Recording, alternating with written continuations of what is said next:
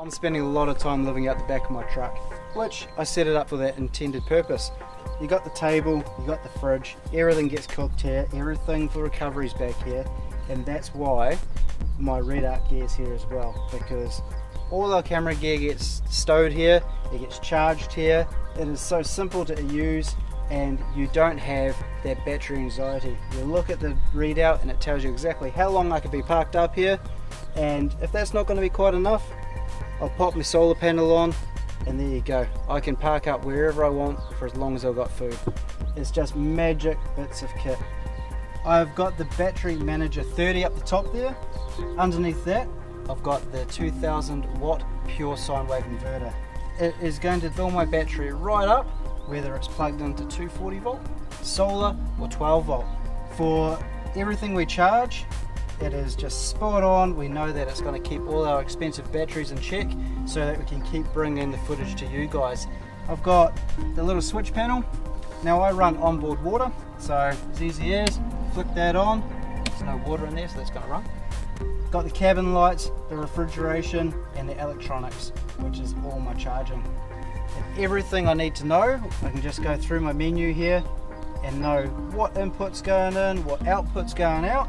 At the moment I'm sitting at 92% because the truck's been parked up and the fridge has been running, but still I've got another 3 days parked up, even with my water pump, my electronics and my fridge running there. So that's a pretty good weekend.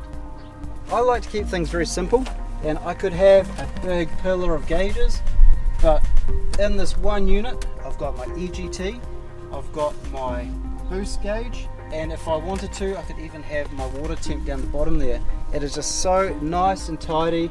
It's got alerts set so I can change the alerts for if it's over boosting, if my EGTs are too high or my water temp is too high. It's a standard 52mm, so it can go in any of your pod holders or your gauge mounts or anything that you got existing in your vehicle. A rooftop tent. Now that is the best money I've ever spent.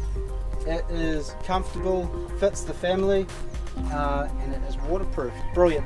You know, when you first kind of come across these, you think they're a bit of a naff idea, you know, a tent on your roof. That's not quite how it's usually done, but it keeps you up out of the elements and keeps you warm.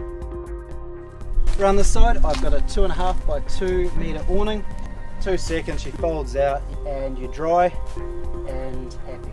That's it. That's the name of the game. You want to get out there and keep yourself dry, clean.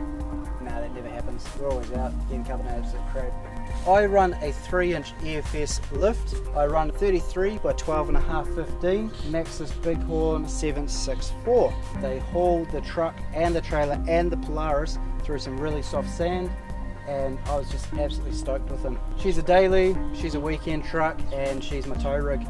So I can't fault it. I'm bloody happy with it. She's an old bus, but she's a good thing.